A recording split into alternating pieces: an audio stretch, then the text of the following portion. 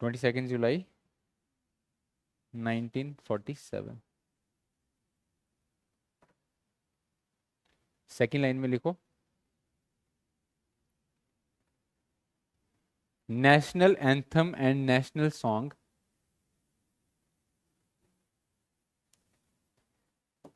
National anthem and national song was adopted on, कब adopt हुए थे नेशनल एंथम और नेशनल सॉन्ग? 24 जनवरी 1950।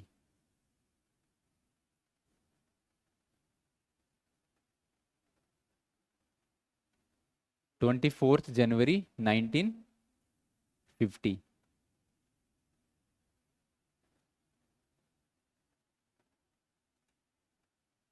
ठीक है, तो ऐसे हमारा कॉन्स्टिट्यूशन बन गया। ठीक है,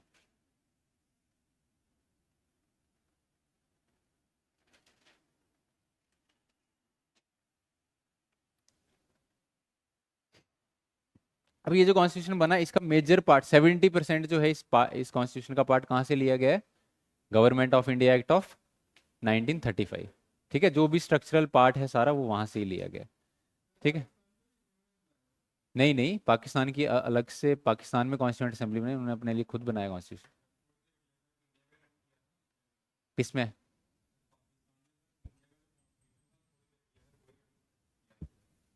अब वो, हाँ हो सकता है, पर मुझे आइडिया नहीं है उसका कि इंडिया का ही था कि नहीं। बट उनकी अलग से कॉन्स्टिट्यूंट असेंबली बनी थी। हाँ, 14 अगस्त 1947 को उनका अलग से कर दिया था, तो उन्होंने अपने लिए अलग से कॉन्स्टिट्यूंट असेंबली बनाई थी। तो अपने लिए अलग से ही कॉन्स्टिट्यूशन बनाया था। हो सकता है जब तक कॉन्स्टिट्यूशन नहीं बनाया हो, तो इंडिया का कॉन्स्टिट्यूशन तो नहीं, पर जो 1935 का एक्ट था उसके हिसाब से उन्होंने काम किया हो तब तक। जो इंडिया में कॉन्स्टिट्यूशन अडॉप्ट हुआ 1950 में, उस हिसाब से तो काम नहीं किया होगा। बट जो उससे पहले इंडिपेंडेंट जो इंडिया इंडिपेंडेंट नहीं हुआ था उससे पहले जो 1935 का एक्ट था, जिस हिसाब से इधर चीज़ें होती थी, वो तब तक उन्होंने वही फॉलो किया होगा जब तक अपना कॉन्स्टिट्यूशन नहीं बना था। हाँ, 1935 वाला फॉलो हुआ होगा। जो 1950 में यहाँ कॉन्स्टिट्यूशन अडॉप्ट हुआ है वो तो नहीं फॉलो हुआ होगा वहाँ पे। ठीक है, ठीक है, तो अब ये जो कॉन्स्टिट्यूशन हमारा बन गया है, तो क्या है क्या इस कॉन्स्टिट्यूशन में हमारे?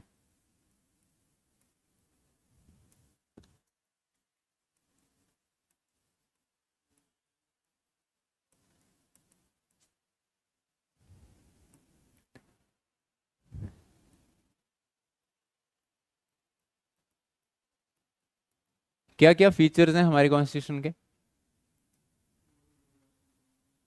हम्म,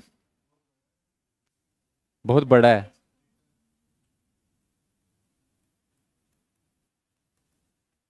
लेंथीस्ट कॉन्स्टिट्यूशन ऑफ द वर्ल्ड।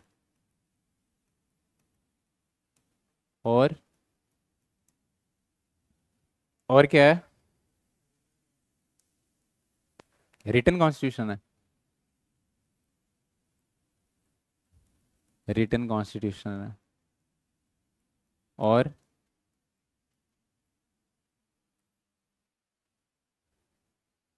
क्या है?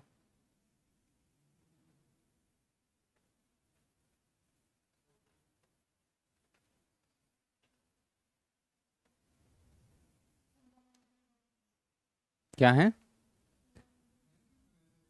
क्या है? हाँ हाँ, हैंड रिटन। फंडामेंटल राइट्स हैं हमारे कॉन्स्टिट्यूशन में।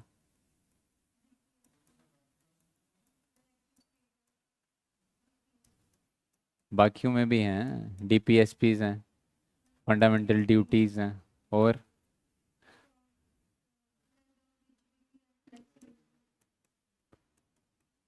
Blend of rigidity and flexibility.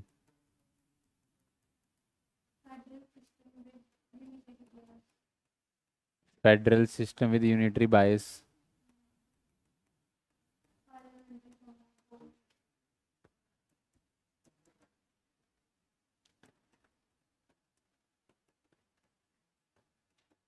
Parliamentary form of government.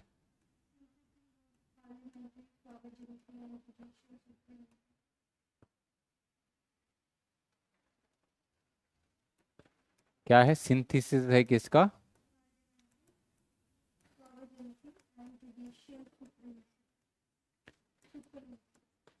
Parliamentary sovereignty and judicial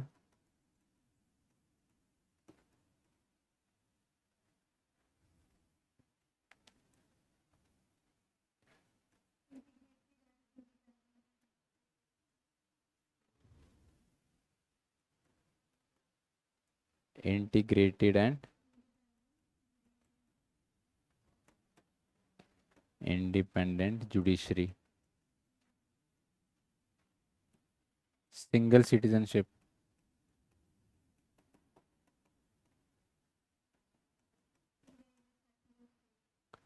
secular state.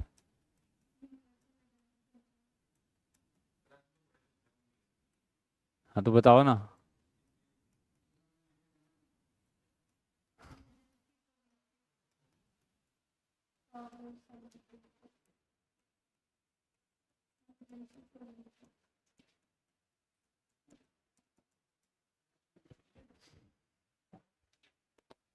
ठीक है, ये सब ब्रॉडली हमारी कॉन्स्टिट्यूशन में यही सब है।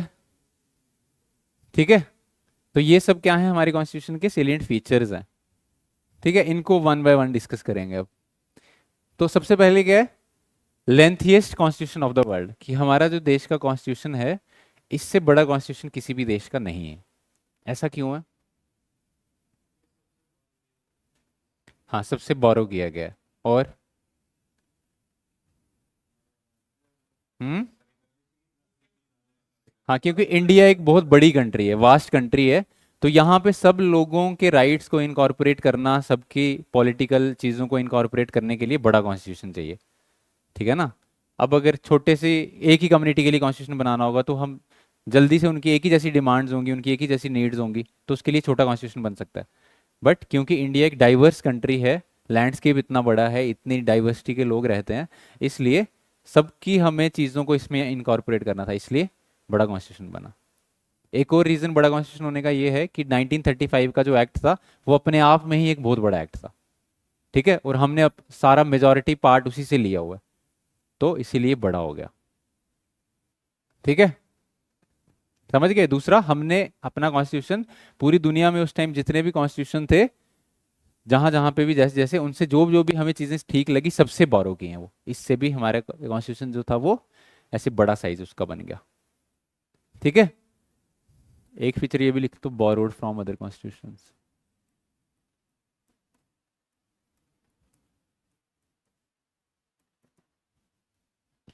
ठीक है, तो अब बड़ा तो हो गया, बट दूसरा क्या है कि हमारा जो कॉन्स्टिट्यूशन ऐसा नहीं है कि ये यहाँ पे लोगों ने बैठ के अपने दिमाग में सोच के खुद से ही बना दिया।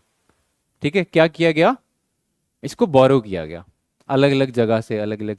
और जब कॉन्स्टिट्यूंट असेंबली में इसके ऊपर डिबेट चल रही थी, और बी आर अम्बेडकर को ये बोला गया कि आपने तो सारा कॉन्स्टिट्यूशन कॉपी कर लिया, ठीक है, तो इसमें आपका क्या रोल है? तो बी आर अम्बेडकर ने क्या रिप्लाई दिया कि कॉन्स्टिट्यूशन जो है वो फंडामेंटल डॉक्यूमेंट है किसी भी, हमने कॉन्स्टिट्यूशन की डेफिनेशन में क्या पढ़ा था, it is the fundamental and organic law of the land. अब कोई भी चीज जो फंडामेंटल होती है उसको आप चेंज थोड़ी कर सकते हो।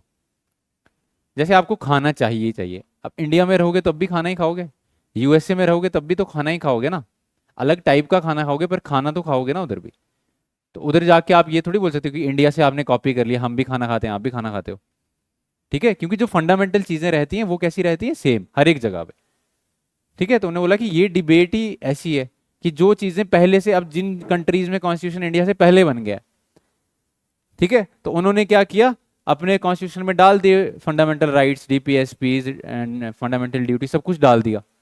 इंडिया का कॉन्स्टिट्यूशन बाद में बन रहा है, तो डालना तो इन्होंने भी वही सब है ना, क्योंकि एक अच्छी वाइब्रेंट डेमोक्रेसी के लिए यही सब चीजें होना जरूरी है, एक सेक्युलर स्टेट होने के लिए यही सब चीजें जरूरी हैं, तो यही डालेंगे ना, इसमें क्या चेंज करेंगे? ठीक है, क्योंकि ये फंडामेंटल चीजें हैं, इसलिए इनमें चेंज नहीं कर सकते। तो बी आर अम्बेडकर ने बोला हमने बोरो नहीं किया है, हमने जो फंडामेंटल चीजें सही हैं हर जगह पे, हमने वो ली हैं इसमें। ठीक है, और क्योंकि जो भी कॉन्स्टिट्यूशन, जो भी ये फंडामेंटल चीजें, इसके ऊपर किसी का कॉपीराइट थोड़ी होता है, कि हम आपको राइट दे रहे हैं फ्रीडम का, तो और कोई नहीं दे सकता अब किसी को। ये तो फंडामेंटल चीज है, ये तो नेचुरल जस्टिस है, तो इसमें किसी का कॉपीराइट थोड़ी है। ठीक है, इसीलिए इसको हम जस्टिफाई कर रहे हैं कि हमने बोरो बेशक किया है, बट हमारे पास कोई और चारा भी नहीं था। अगर हमारा कॉन्स्टिट्यूशन 15th सेंचुरी में बना होता तो हो सकता था हमारा ही कॉन्स्टिट्यूशन पहले बनता, हमसे लोग बोरो करते।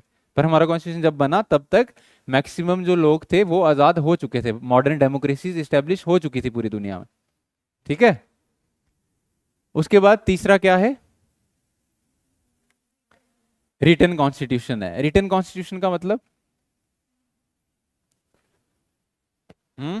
दो टाइप के कॉन्स्टिट्यूशन होते हैं, एक रिटन और दूसरा, दूसरा कौन सा होता है? अनरिटन। क्या डिफरेंस है इन दोनों में?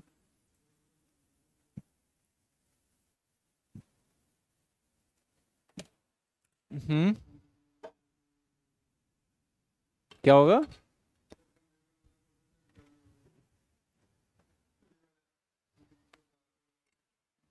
ठीक है, और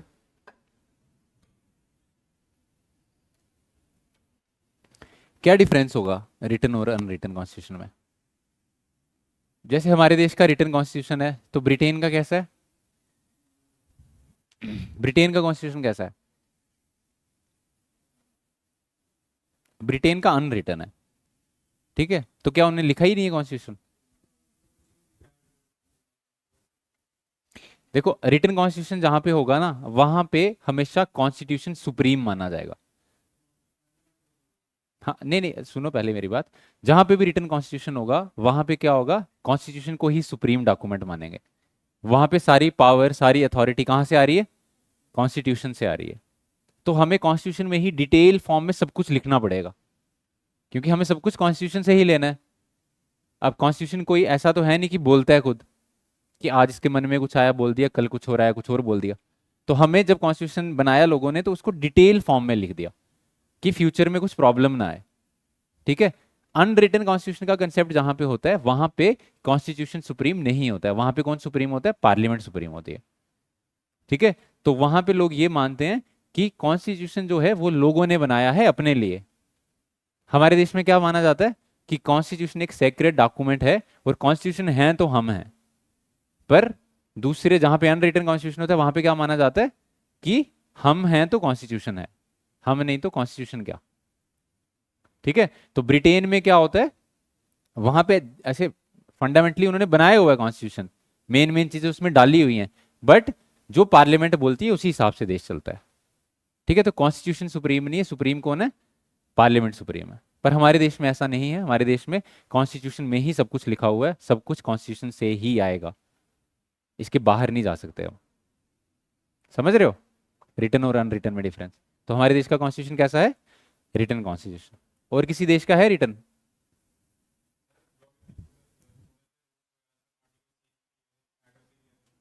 नहीं, अमेंडमेंट्स तो कर सकते हैं, अमेंडमेंट्स करने में कोई प्रॉब्लम नहीं है।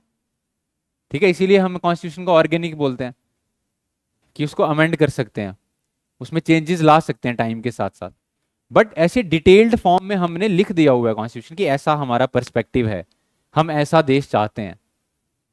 ठीक है, वो हमने लिख दिया है डिटेल फॉर्म में। अब माइनर चीजों में जो चेंजेस आते हैं वो तो आते ही हैं, वो तो अमेंडमेंट्स होती ही हैं। ठीक है, लेकिन डिटेल्ड फॉर्म में नहीं चेंज कर सकते आप पूरा कॉन्स्टिट्यूशन, क्योंकि कॉन्स्टिट्यूशन ही सुप्रीम है यहाँ पे। पार्लियामेंट के पास। ठीक है, बट हमारे देश में देखो, पार्लियामेंट को इतनी ज्यादा पावर नहीं दी है कि वो कॉन्स्टिट्यूशन ही बदल दे। ऐसा नहीं किया है हमारे देश में, क्योंकि कॉन्स्टिट्यूशन मेकर्स को ये पता था कि अगर हम ऐसा करेंगे तो कल को इस चीज का मिसयूज कर सकते हैं लोग। ठीक है ना, कल को किसी का मन किया आके कि हमें यहाँ पे ये रखना है, हमें पहले ही राजाओं वाला सिस्टम रखना है वापस से, तो कर देंगे वो वैसे ही। ठीक है, इसीलिए हमने कॉन्स्टिट्यूशन को सुप्रीम मानना है, इसके लिए जुडिशरी बनाई है हमने। ठीक है, कि अगर कॉन्स्टिट्यूशन के साथ कुछ भी छेड़खानी होती है तो जुडिशरी उसको चेक करे। अब जैसे ब्रिटेन है, वहां पे जुडिशरी सुप्रीम नहीं है, वहां पे सुप्रीम कौन है? क्वीन। क्वीन ने जो बोल दिया तो बोल दिया, फिर जुडिशरी भी उसको कुछ नहीं बोलेगी। ठीक है, समझ गए? उसके बाद अगला फीचर क्या है? हमारे देश की कॉन्स्टिट्यूशन में क्या है, फंडामेंटल राइट्स हैं, डीपीएसपीज हैं, फंडामेंटल ड्यूटीज हैं। ठीक है, अब ये फंडामेंटल राइट्स क्या हैं? फंडामेंटल राइट्स होते क्या है, कैसे डिफाइन करोगे फंडामेंटल राइट्स को? हाँ, बेसिक राइट्स हैं। फंडामेंटल है तो मतलब बड़े बेसिक राइट्स हैं। ठीक है, तो बेसिक राइट्स मतलब जो इंसानों को तो मिलने ही चाहिए। अगर आप इंसान हो तो आपको फंडामेंटल राइट्स तो मिलने ही चाहिए। ठीक है, और ये राइट्स आपको किसके अगेंस्ट मिलते हैं? किसके अगेंस्ट मिलते हैं फंडामेंटल राइट्स? स्टेट के अगेंस्ट मिलते हैं। ठीक है, ताकि स्टेट जो है वो क्या नहीं करे, तानाशाही ना करे आपके साथ। इसके लिए तो आपको फंडामेंटल राइट्स मिले हैं। क्योंकि स्टेट अगर चाहेगी जब चाहे आपको पकड़ के जेल में डाल दे, क्या करोगे आप? पर ऐसे नहीं कर सकती स्टेट। क्यों? क्योंकि हमारा देश लॉ से चलता है। तो फंडामेंटल राइट्स बनाने के पीछे क्या मकसद है कि देश किससे के साथ चले, कानून के साथ चले, ना कि लोगों के साथ। दो टाइप से चल सकता है ना देश, या तो कानून से चले या फिर लोग अपनी मर्जी से चलाएं। जैसे नॉर्थ कोरिया में क्या होता है, जो किम जोंग उन बोलता है वही होता है। ठीक है ना, वहां पे कोई कॉन्स्टिट्यूशन तो फॉलो नहीं कर रहा। तो वहां पे कैसी सरकार है, लोगों की सरकार है, लोग अपनी मर्जी से चला रहे। पर हमारे देश में ऐसा हो सकता है? नहीं हो सकता। ठीक है, तो यहाँ पे किसकी सरकार होती है? लॉज की। यहाँ पे गवर्नमेंट कैसे चलेगी, लॉ के अकॉर्डिंग चलेगी। ठीक है, और इस चीज को चेक कौन करता है? जुडिशरी। कौन चेक करता है? सोल गार्डियन कौन है हमारा? जुडिशरी। ठीक है, ऐसे ही कितने फंडामेंटल राइट्स हैं हमारे पास? 6 फंडामेंटल राइट्स हैं। कौन कौन से? Right to equality, right to freedom, फिर right against exploitation, right to freedom of religion. ठीक है, और एजुकेशनल और माइनॉरिटीज को जो राइट्स मिले आर्टिकल 29-30 में, और राइट टू कॉन्स्टिट्यूशनल रेमिडीज। ठीक है, जहां पे रिट्स हैं सुप्रीम कोर्ट में, इनको पढ़ेंगे डिटेल में आगे सबको। ठीक है, तो ये सब फंडामेंटल राइट्स हमें मिलते हैं। पर क्या ये फंडामेंटल राइट्स अब्सोल्यूट राइट्स हैं? क्या ऐसा होता है कि फंडामेंटल राइट एक बार दे दिया तो अब जो मर्जी करो? कोई भी राइट अब्सोल्यूट कब होता है? कि जब उसके ऊपर कोई रिस्ट्रिक्शन नहीं है। ठीक है, वो हर एक कंडीशंस में वैसे ही अप्लाई होगा। पर फंडामेंटल राइट्स क्या अब्सोल्यूट है? क्या फंडामेंटल राइट्स के ऊपर कोई रीजनेबल रिस्ट्रिक्शंस हैं? हैं? एग्जाम्पल बताओ कोई।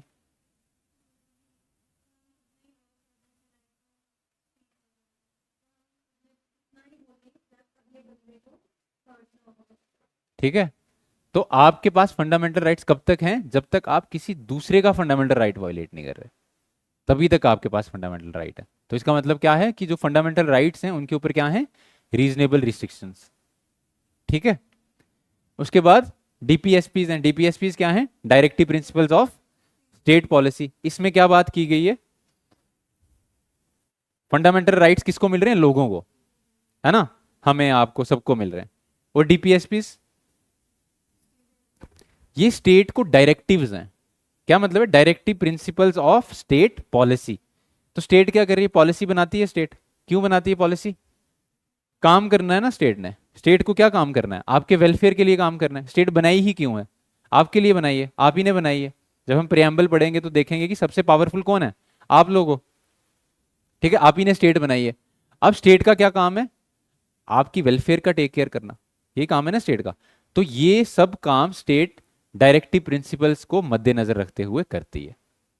ठीक है, तो कॉन्स्टिट्यूशन मेकर्स जब कॉन्स्टिट्यूशन बना रहे थे उन्होंने क्या किया? स्टेट्स के लिए कुछ इंस्ट्रक्शंस लिखी कि अब देखो आपको देश चलाना है तो आप देश को ये चीजों को ध्यान में रख के चलाओगे। ठीक है, तो आपके लिए कुछ ये प्रिंसिपल्स हैं जो आपको हमेशा अपने दिमाग में रखनी है जब भी आपके कोई लॉ बनाना है।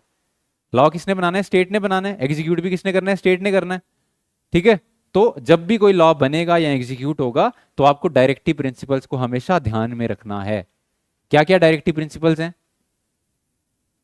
हम्म,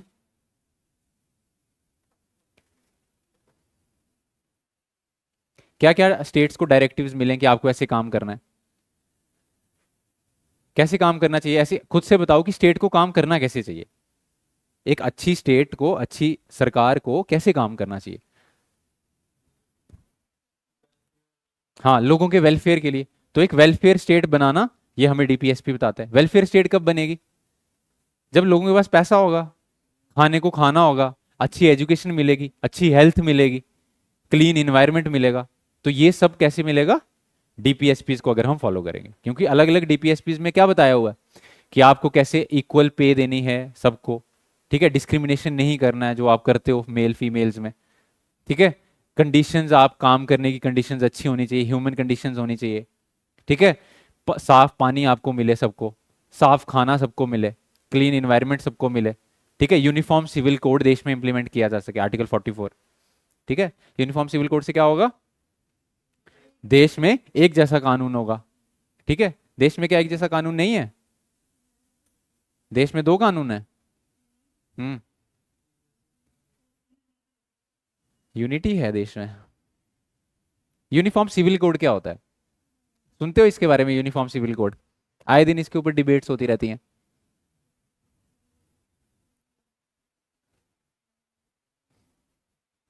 हम्म। दो टाइप के लॉज होते हैं आपके, कौन कौन से? एक तो क्रिमिनल लॉज और दूसरा सिविल लॉज, ठीक है। क्रिमिनल लॉज मतलब आपने कोई क्राइम किया है तो फिर वो क्रिमिनल लॉ के अंडर आएगा, और सिविल लॉ मतलब जब आपने कोई हीनियस क्राइम तो नहीं किया बट फिर भी ऑफेंस है वो, जैसे डोमेस्टिक वायलेंस हो गई, डाउरी के रिलेटेड कोई केस हो गया, जगह के रिलेटेड कहीं पे झगड़ा हो गया, तो ये सारे कौन से ऑफेंस होते हैं? Civil offences. इसके लिए देश में क्या होते हैं? सिविल लॉज, ठीक है। तो हमारे देश में पहले तो आईपीसी सीआरपीसी थी, अब उनको चेंज कर दिया, पर उनमें अभी भी मटेरियल तो वैसा ही है, ठीक है। तो हमारे देश में पहले क्या था? क्रिमिनल प्रोसीजर कोड, सीआरपीसी, जिसमें जितने भी क्राइम्स हो सकते हैं उनको डिटेल में लिखा हुआ है, और किस क्राइम की क्या सजा होगी वो भी डिटेल में लिखा हुआ है, ठीक है। ऐसे ही सीपीसी भी था, सिविल प्रोसीजर कोड, कि अगर जो सिविल क्राइम्स होंगे उनके लिए ये। तो फिर यूनिफॉर्म सिविल कोड का क्या मतलब है? यूनिफॉर्म सिविल कोड का मतलब कोड होता है लॉ, यूनिफॉर्म मतलब एक जैसा, सिविल मतलब सिविल, मतलब सारे देश में जो सिविल लॉज होंगे वो कैसे होंगे? एक जैसे होंगे। क्या अभी हमारे देश में जो सिविल लॉज हैं वो एक जैसे नहीं है? नहीं है। क्यों? हिंदू के लिए डाउरी के अलग लॉज हैं, और डाइवोर्स के अलग लॉज हैं, मुस्लिम के लिए अलग लॉज हैं, उनके रिलीजन के बेस पे, ठीक है। तो मुस्लिम्स के, अब जैसे हिंदू के लिए हिंदू मैरिज एक्ट है, ठीक है, और मुस्लिम्स के लिए अलग से एक्ट है, जहां पे वो अपने रिलीजन के हिसाब से बनाया हुआ है उनके, ठीक है। पर देश में जो ये डायरेक्टिव प्रिंसिपल्स हैं, आर्टिकल 44 क्या बोलते हैं कि सारे देश में एक ही जैसा सिविल कोड होना चाहिए।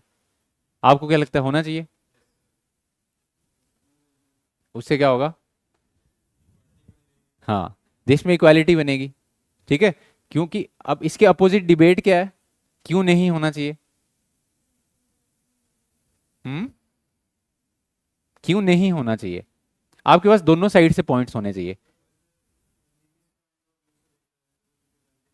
हाँ, क्योंकि अब हमें हमारे देश में फंडामेंटल राइट भी है फ्रीडम ऑफ रिलीजन का, 25 से 28 तक, ठीक है। आप एक जगह तो बोल रहे हो कि हम क्या देंगे सबको, इक्वलिटी ऑफ रिलीजन है कि अपने रिलीजन अपने हिसाब से मेंटेन करे, फिर दूसरी जगह बोल रहे हो कि सिविल लॉ सबके एक जैसे होंगे, फिर उनका रिलीजन कहाँ गया? ठीक है, तो ये डिबेट आ जाएगी वहां पे, ठीक है, कि उनके रिलीजियस सेंटिमेंट्स हर्ट हो सकते हैं इससे। बट एक और आप इधर से एक और काउंटर डिबेट कर सकते हो कि अगर रिलीजियस डिबेट इतनी है तो क्रिमिनल लॉज में भी तो रिलीजन को फॉलो करो। क्रिमिनल लॉज में नहीं करते हमारे देश में, शरिया के लॉज फॉलो। शरिया में अगर कोई बंदे को चोरी कर ले उसके हाथ काट देते हैं, पर हमारे देश में कोई चोरी करे तो हाथ काटते हैं क्या? तो ऐसे कर दो कि हिंदुओं के लिए अलग से लॉज बना दो और मुस्लिम्स के लिए अलग से लॉ, फिर वो बोलेंगे हमारे साथ डिस्क्रिमिनेशन हो रही है, ठीक है। तो ऐसा नहीं कर सकते ना कि जहां पे आपका फायदा है वहां पे आपने ले लिया, और जहां पे आपको लग रहा है यहाँ तो हमारा नुकसान है वो नहीं ले रहे, तो ऐसा नहीं होना चाहिए फिर, ठीक है। अब मेरे को ये चीज बताओ कि कॉन्स्टिट्यूशन मेकर्स ने जब कॉन्स्टिट्यूशन बनाया तो उस टाइम पे ये डीपीएसपी जो रखे, तो इनको ऐसा रखा कि इनको आप कोर्ट से इन्फोर्स नहीं करवा सकते। जैसे फंडामेंटल राइट अगर वायलेट हो रहा है तो आप क्या कर सकते हो, डायरेक्टली सुप्रीम कोर्ट या हाई कोर्ट जा सकते हो।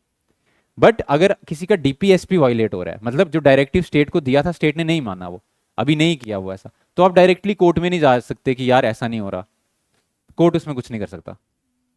जैसे यूनिफॉर्म सिविल कोड अभी नहीं इंप्लीमेंट हुआ है देश में, तो आप कोर्ट में नहीं जा सकते कि क्यों नहीं हो रहा। हाँ वो देखो स्टेट में हाँ हाँ हो सकता है, हाँ कर सकता है, स्टेट गवर्नमेंट कर सकती है, ठीक है, वो कर सकते हैं। तो अगर कॉन्स्टिट्यूशन मेकर्स को ऐसा लग रहा था कि डीपीएसपी इतने इंपॉर्टेंट है, तो उनको भी क्या रखते, इन्फोर्सेबल बाय कोर्ट्स रखते, ठीक है, उनको उसी टाइम इन्फोर्स करवाते, और बोलते कि उन्होंने बोला कि फ्यूचर में आप ऐसा करना, तभी क्यों नहीं किया? जैसे उन्होंने बोला कि जो एक डीपीएसपी है कि जो इंटॉक्सिकेटिंग ड्रिंक्स हैं उसके यूज को हमने कम करना है, ठीक है, जैसे शराब खाने ठेके इनको कम करना है हमने, देश में जो नशा बढ़ रहा है उसको कम करना है, ठीक है। पर हो रहा है क्या कम? कम हो रहा है कि बढ़ रहा है? बढ़ रहा है। जैसे बोला गया कि हमें क्या करना है, देश में जो मिल्च एनिमल्स हैं, जो ये कैटल है, उसकी ब्रीड्स को प्रमोट करना है और इनके स्लॉटरिंग पे प्रतिबंध लगाना है। ये भी एक डीपीएसपी आर्टिकल 46, ठीक है। पर क्या ऐसा हो रहा है? नहीं हो रहा है, ठीक है। इसके ऊपर अलग अलग मतलब स्टेट्स में जहां जहां लॉज बने हैं वहां वहां पे प्रतिबंध लगा है, पर जहां पे नहीं है वहां पे तो नहीं हो रहा है इसके ऊपर ऐसा। तो जब कॉन्स्टिट्यूशन मेकर्स को पता था कि ये चीजें जरूरी हैं वेलफेयर स्टेट के बनाने के लिए, तो उन्होंने तभी क्यों नहीं बना दी ये? उन्होंने बोला कि आप बनाना ये बाद में, तभी क्यों नहीं बनाई? 1950 में क्यों नहीं बना दी? तो फिर अभी इतना झमेला ही नहीं होता, बोल देते कि कॉन्स्टिट्यूशन में पहले से ही थी। अब जैसे यूनिफॉर्म सिविल कोड इंप्लीमेंट करने की बात आती है तो लड़ाई स्टार्ट हो जाती है ना? क्यों? क्योंकि उन्होंने बोला कि ये देखो ये डीपीएसपी है, ये इन्फोर्सेबल बाय कोर्ट नहीं है, ठीक है, तो इसके ऊपर कुछ नहीं हो सकता जब तक पार्लियामेंट लॉ नहीं बनाए। तो पहले से ही उन्होंने ऐसा क्यों नहीं रखा? अगर उनको पता ही था कि वेलफेयर स्टेट बनेगी इससे, ये अच्छी चीजें हैं सारी, तो क्यों नहीं इनकॉर्पोरेट किया? हम्म, क्या लगता है आपको क्यों नहीं किया होगा?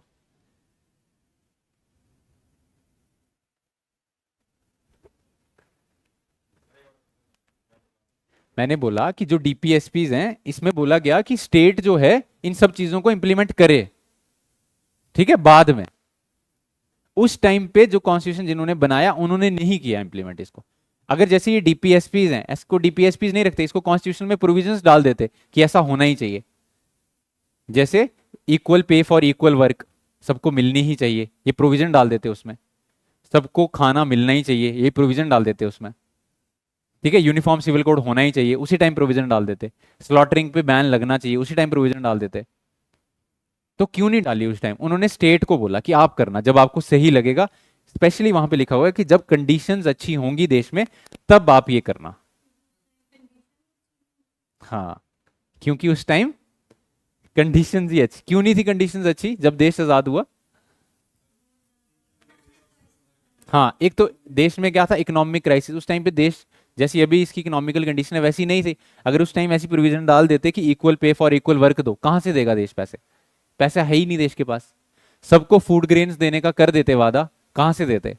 देश के पास खाना ही नहीं है, ठीक है। स्लॉटरिंग ऑफ काउज पे बैन लगा देते, ठीक है, तो हिंदू मुस्लिम दंगे होना स्टार्ट हो जाते, ठीक है। आगे ही उस टाइम पे हिंदू मुस्लिम दंगे बहुत बड़े लेवल पे चल ही रहे थे पहले। तो उन्हें बोला कि देखो अब उसी टाइम यूनिफॉर्म सिविल कोड लगा देते, उसी टाइम दंगे ओवर, उस टाइम वैसे ही माहौल बड़ा गर्म था, ठीक है ना। तो उस टाइम जो कॉन्स्टिट्यूशन मेकर्स थे उनको ऐसा लगा कि अभी माहौल सही नहीं है देश में ये सब चीजें इंप्लीमेंट करने का।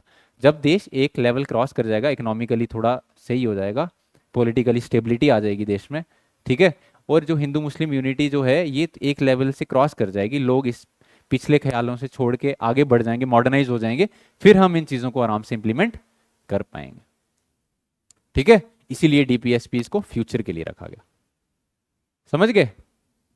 उसके बाद क्या है, फंडामेंटल ड्यूटीज है हमारे कॉन्स्टिट्यूशन में। फंडामेंटल ड्यूटीज हमारे सेलिएंट फीचर्स में नहीं डाल सकते वैसे हम, क्योंकि ये ओरिजिनली हमारे कॉन्स्टिट्यूशन में नहीं थी।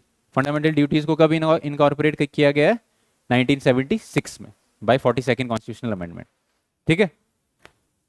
उसके बाद यूनिवर्सल एडल्ट फ्रेंचाइज। हमारे देश में जब देश आजाद हुआ कितने लोग वोट कर सकते थे? मैंने आपको बताया था, कुछ लोग, थोड़े से 10% लोग ही वोट कर सकते थे, ठीक है। बट अब जब देश आजाद हो गया तो बोला गया कि अब कितने साल एज रखी जब देश आजाद हुआ? 21 साल, ठीक है। 21 साल से ऊपर सारे वोट कर सकते हैं, ठीक है। बाद में फिर 69th कॉन्स्टिट्यूशनल अमेंडमेंट हुई और 21 से कम करके कितनी कर दी? 18 कर दी, ठीक है। बट ये जो 18 साल एज या 21 साल एज रखी, इसमें कोई क्राइटेरिया नहीं रखा कि इतनी एजुकेशन क्वालिफिकेशन आपकी होनी चाहिए, ठीक है, इतना पैसा आपके पास होना चाहिए फिर आपको वोटिंग राइट मिलेगा। ये यूनिवर्सल रखा, सबके लिए रखा कि जो भी एडल्ट है वो क्या कर सकता है? वोटिंग कर सकता है। क्या होगा यूनिवर्सल एडल्ट फ्रेंचाइज रखने से? डेमोक्रेसी ज्यादा ब्रॉडन, हॉराइजन्स उसके ब्रॉडन होंगे, ज्यादा लोग पार्टिसिपेट करेंगे, ठीक है, समझ गए? इतना ही रखते हैं, बाकी कल करेंगे। देखो सेलिएंट फीचर्स अच्छे से डिस्कस करेंगे तो आपको पूरा कॉन्स्टिट्यूशन समझ आ जाएगा। ठीक है, फिर आगे पढ़ने में मजा आएगा। ठीक है, बुक भी पढ़ रहे हो कोई साथ में? ठीक है, लक्ष्मीकांत ले लो और उसको पढ़ना स्टार्ट कर दो साथ साथ में। जो जो चैप्टर्स हम यहाँ पे पढ़ते हैं वही चैप्टर्स घर पे जाके लक्ष्मीकांत से रिवाइज कर लिया करो। ठीक है, एकदम पक्की हो जाएगी आपकी पॉलिटी। ठीक है, अभी तक हमने historical background, making of the constitution और सेलिएंट फीचर, तीसरा चैप्टर पढ़ रहे हैं अभी हम। ठीक है, तो अपनी लक्ष्मीकांत की बुक से भी ये 3 चैप्टर्स रिवाइज कर लो अच्छे से। ठीक है, बाकी और कोई बुक लेने की जरूरत नहीं है, पर लक्ष्मीकांत ले लो।